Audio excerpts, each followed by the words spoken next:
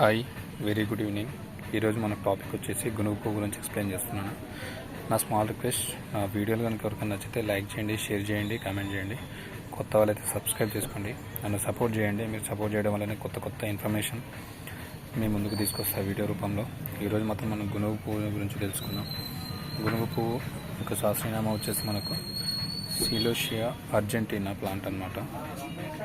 దీన్ని మెయిన్గా మనం బతుకమ్మ పేర్చడంలో బాగా ఉపయోగిస్తారు. బతుకమ్మ అంటేనే గునుగు పువ్వు. ఇది మంచి బ్యూటిఫుల్గా కలర్ రంగులో ఉంటుంది.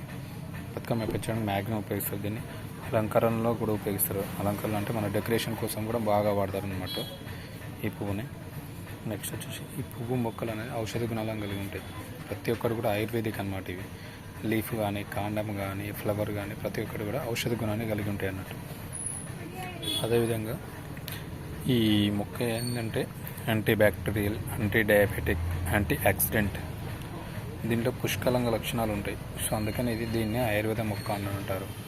ప్రతి ఒక్కరికి కూడా పుష్కలంగా ఉంటాయి కాబట్టి దీన్ని యాంటీ ఆయుర్వేద మొక్క అని కూడా అంటారు.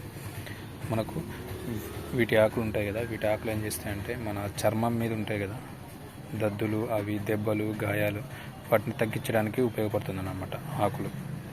నెక్స్ట్ వచ్చేసి మనకు ఇది అధిక రక్తపోటు మరియు యూరినరీ ఇన్ఫెక్షన్, మలబద్ధకం నివారణలో బాగా ఉపయోగపడతాయి.